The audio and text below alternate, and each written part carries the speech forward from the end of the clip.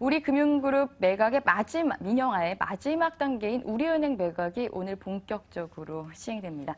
정부는 오늘 우리은행 매각 공고를 내고 매각을 본격 추진하는데요. 자세한 내용 경제금융부 권순우 기자와 함께 자세히 알아봅니다. 안녕하세요. 예, 안녕하세요. 네, 우리은행 매각 드디어 막이 올랐습니다. 예, 올해 내내 우리금융 민영화 아직까지는 굉장히 잘 진행이 되고 있죠. 좀 힘들 거라고 예상했던 지방은행 매각도 잘 진행이 됐고요. 증권계열 같은 경우에는 이제 농협증권이 우리투자증권을 인수하면서 이제 국내 1위 증권사로 발돋움을 했고요. 지방은행 같은 경우에도 광주은행이랑 부산은행이 각각 그 BS금융하고 그 광주은행을 전북은행이 인수를 했죠. 그러면서 지역의 어떤 그 경남은행은 부산은행이 인수를 했는데 그러면서 또 이제 지역의 터줏대감으로 자리를 잡는 데 기여를 했다는 평가를 받고 있습니다. 오늘은 드디어 우리금융 민영화의 마지막 단계인 우리은행 매각 공고가 발표됐습니다. 이번에 팔게 되는 우리금융 지분은 57%인데요. 네. 그 57% 중에 30%는 경영권을 동반한 이제 경영권 매각이 될 거고요. 그러니까 한 사람이 30% 이상을 사야 돼요. 네. 그리고 나머지 부분 27%에 대해서는 소수 지분으로 매각을 하게 됩니다. 근데 소수 지분이라고 해서 소수 지분은 0.5%에서 10%까지 살 수가 있는데요. 근데 0.5%라고 해서 그렇게 작은 금액은 아닙니다. 네. 전체 금액 계산으로 해보면 한 0.5%는 한 450억 정도. 그러니까 소수 지분이라고는 하지만 어떤 개인이 접근하기에는 조금 힘들고 기관들이 좀 살 수 있지 않을까 싶은데요. 어쨌든 그 소수 지분 매각은 다음 달 하순에 매각 공고를 낼 거예요. 지금은 이제 경영권 매각만 진행이 되고요. 그렇게 되게 되면 소수 지분 같은 경우는 높은 가격을 쓴 순으로 이렇게 배당을 하는 거죠. 뭐 네. 1% 높게 쓴 사람 1% 먼저 주고 뭐 이런 식으로 배당이 될 거고요. 경영권과 소수 지분 매각 마감일은 같습니다. 다 오늘 11월 28일에 마감이 되고, 근데 이제 소수 지분 같은 경우는 그냥 팔아도 되는데 경영권 지분은 뭐 실사도 하고 뭐 인가도 받고 해야 되기 때문에 올해 12월 초에 본입찰을 진행을 해서 내년 1월쯤 최종 입찰자를 선정할 계획입니다. 네. 그렇군요. 민영화 일정 어떻게 되나요? 민영화 일정은 일단 이게 다릅니다. 저 경영권 매각하고 소수 지분 일정이 조금 다른데 네. 일반적인 그 인수합병 절차에 따라서 매각 공고를 내고 그다음에 이제 예비 입찰을 진행을 한 다음에 본입찰을 하고 본입찰을 한 다음에 또 이제 실사를 또 해요. 우리금융 같은 경우에는 증권가에서 제일 우려하는 게 그 기업 대출 부실이 좀 있지 않겠냐라는 우려들이 좀 많은데 네. 그래서 지금 이제 우리금융이 내놓은 것만 가지고 이제 그 매수자들이 살 수는 없기 때문에 그 이제 본인들이 직접 가서 실사를 하고 처음에 냈던 가격을 좀 조정을 하게 됩니다. 그리고 이제 은행을 인수하는 거기 때문에 금융위의 승인이 필요하고요. 네. 두 번째 저기 나와 있는 소수 지분 같은 경우는 그냥 사면 되니까 그 매각 공고를 10월 달 말쯤 낸다 그래요. 그리고 네. 입찰을 해갖고 낙찰을 되면 곧바로 종결이 됩니다. 네. 우리은행 인수를 희망하는 사람은 비밀유지 확약서와 함께 550만 원을 내야 된다고요? 네, 550만 원은 이제 그 자료 보는 비용이고 네. 자료 비용 정도 될 것 같고요. 아침에 그 박상용 공직자금관리위원장님하고 잠깐 통화를 했었는데 네. 뭐 같이 하지 왜 소수 지분을 나중에 하냐 뭐 이렇게 볼 수도 있잖아요. 근데 소수 지분 매각 그러니까 인수를 희망하는 사람들은 보통 시세 차익을 보려는 사람들이 많기 때문에 자기가 들어간다고 내놓고서 그게 가격 변동이 막 크게 되면은 나중에 네. 종결되는 시점에 자기 좀 잘못 산 거 아닌가 이제 의심을 좀 할 수도 있게 되거든요. 네. 그런 위험을 줄여주기 위해서 마감일을 기준으로 해서 소수 지분 매각에 필요한 최소한의 시기를 주기 때문에 10월 말쯤으로 해서 매각을 하기로 결정을 했다고 하십니다. 네. 지금 뭐 우리은행 이제 그 가격이 굉장히 네. 관건이 될 것 같습니다. 시장에서는 일각에서는 조금 많이 올랐다, 비싸다 이런 의견도 있는 것 같은데요. 대략 어느 정도로 추산되고 있습니까? 예, 우리금융 주가가 좀 많이 올랐죠. 그전까지 우리금융 같은 경우에는 4대 금융지주 중에 제일 좀 주가가 좀 안 가는 종목 중에 네. 하나였는데 얼마 전에 그 신재윤 위원장도 MTN 그 더 리더에 출연해서 그 다른 금융지주에 비해서 많이 올라서 이게 우리금융 민영화의 성공적인라는 평가 아니냐라는 말씀을 하셨는데 네. 오히려 반대로 인수 희망자들은 주가가 올라서 부담스럽다는 의견들을 좀 내고 있습니다. 네. 오늘 제가 아까 봤을 때 그 13,300원을 기준으로 했을 때 지분 30%면 2억 한 200만 주 정도 돼요.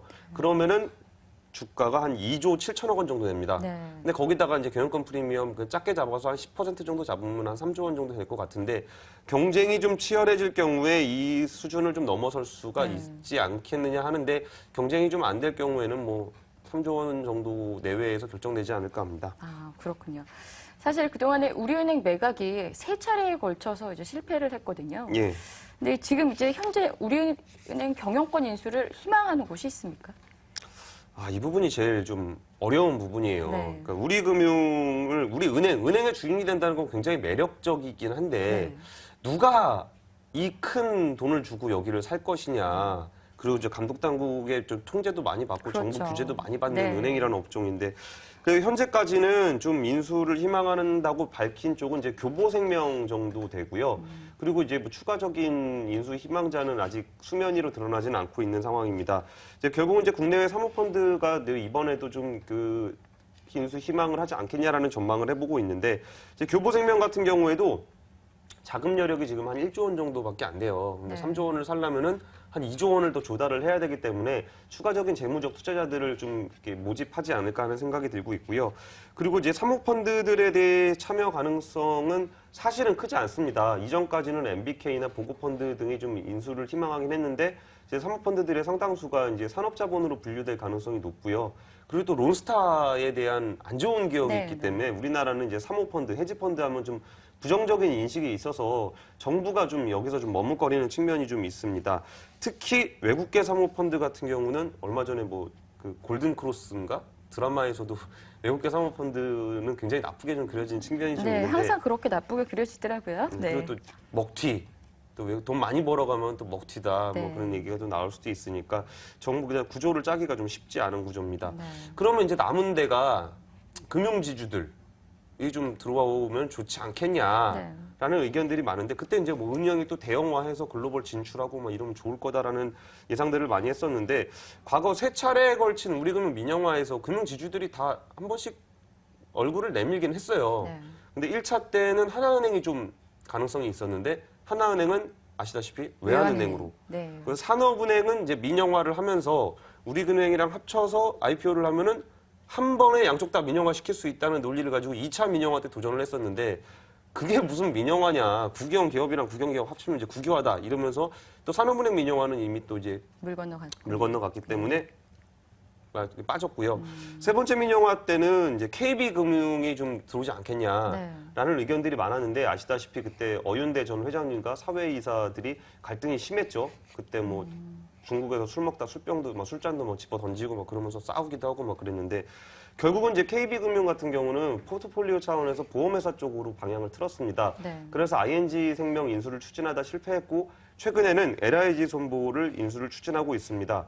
그래갖고 자금 여력은 충분하지 않을 걸로 보는데, 자금 여력이 문제가 아니고 지금 KB가 우리은행 지금 사고 자시고 할 상황이 아니잖아요. 네, 지금 네. 빨리 뭐 수습이 필요하죠. 네, 회장님도 안 계시고 네. 행장님도 안 계시고 뭐 그래가지고 좀 그렇고, 신한금융지주 같은 경우는 LG카드 인수 이후에 어떤 포트폴리오가 어느 정도 자리를 잡았다는 평가가 있어서 한동호 지주 회장께서 당분간 인수합병 계획이 없다고 밝힌 바 있어서 네. 참여하지 않을 것으로 보입니다. 네. 그 우리 회사 옆에 있는 그 한국투자금융 있잖아요. 네, 한국금융지주죠. 네, 네. 네. 한국투자증권의 그 지주사라고 할 수 있는 한국금융지주도 네, 네. 항상 이 우리은행 네, 네. 그 매수자로 좀 손꼽히는 상황인데, 네, 네. 여기 뭐 그 사장님께서 딱 못 박으셨죠. 아직까지 은행을 인수할 때는 아니다. 네, 여기에도 좀 이렇게 비하인드 스토리가 좀 있어요. 네. 여기서 처음에 우리은행을 누구에게 줄 것이냐라는 논란이 나왔을 때, 네.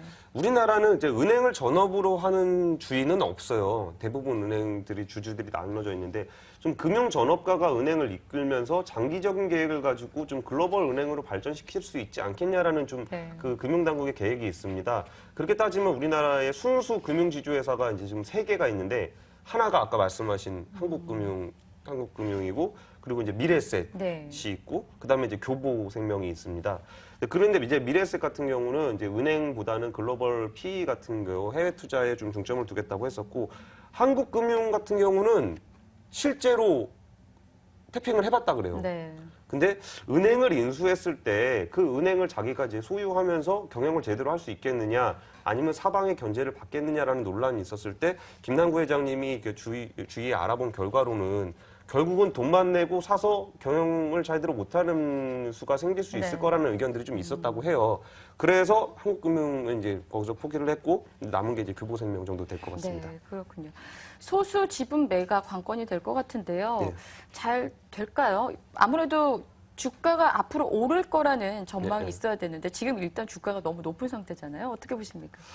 근데 뭐 두 가지 관점이 있는데, 지금 정부 소유 은행이라는 그 디스카운트가 있어요. 네. 뭐 이제 구조조정 한번 한다 그러면 동원 내야 되고 뭐 어디 망한다 그러면 또 자금 지원해야 되고 뭐 인사 청탁 들어오고 막 그러면서 굉장히 우리 금융이 많이 망가졌다는 평가를 받고 있거든요. 근데 여기서 경영권 지분을 정말 괜찮은 주인이 나타나서 한다고 하면은 지금 주가 수준이 부담스럽지 않을 수도 있어요.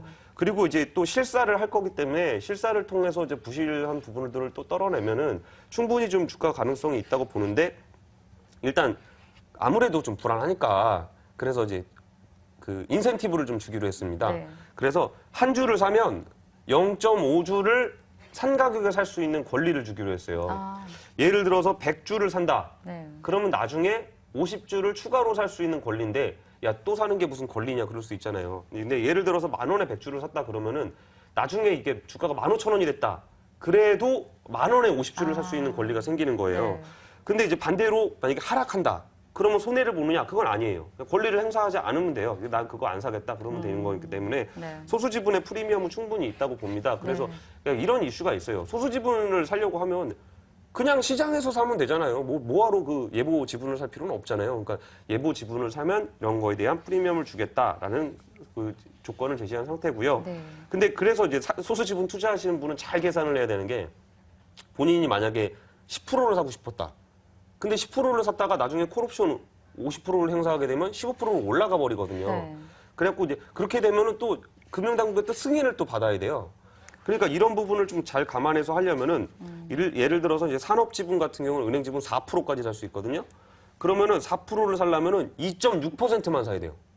나중에 콜옵션 받아갖고 네. 채우려면. 근데 넘어가면 이게 문제가 또 되니까 10%살 거면 6.6%까지 입찰하시는 편이 좋을 것 같습니다. 네, 그렇군요. 마지막으로 이제 우리은행 매각 시작인데요. 앞으로 전망 잘 될까요? 어떻게 보십니까? 향후 전망. 세 차례에 걸친 민영화가 실패하면서 잠재적 인수 후보자들이 수면 위로 드러나긴 했지만 그 사람들이 또 이제 인수에 참여할 수 있는 상황이 많이 변한 상황입니다. 그래서 이번에도 경영권 지분 매각이 쉽지 않을 거라는 전망들이 좀 많아요. 네. 좀 요새 경기도 안 좋고 그랬는데 어쨌든 그 박상영 그 위원장님 말씀으로는 소수 지분 매각만 성공하더라도 뭐 50% 이상, 70% 이상 우리금융 민영화를 성사시켰다라고 좀 평가를 하고 싶다고 하시더라고요. 네. 그 이유는 우리금융의 덩치가 너무 컸기 때문에 매각하는데 인수자를 구하기가 힘들었거든요. 근데 이제 계열사들 다 이제 정리하고 30% 지분까지 매각을 하게 되면은 결국 예보 지분이 30%만 남게 되는 거예요. 그러면 공적 자금이 13년 전에 12조 원이 투입이 됐어요.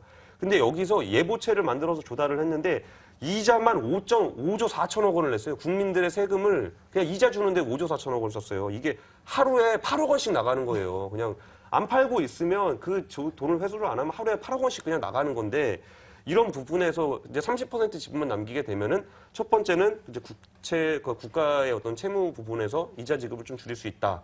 두 번째는 향후에 우리금융 민영화를 또다시 추진할 때 30%만 팔면 된다. 그런 부분이 있고요. 어쨌든 우리금융 매각이 중요한 이유는 28개 대기업 계열 중에 우리나라 전체 막 그룹사들 있잖아요. 그 중에 16개 계열이 우리은행을 주채권 은행으로 하고 있어요. 그래서 우리은행이 어떻게 되느냐에 따라서 우리나라 그 대기업 그룹들의 진짜 사활이 달라질 수도 있는 문제거든요.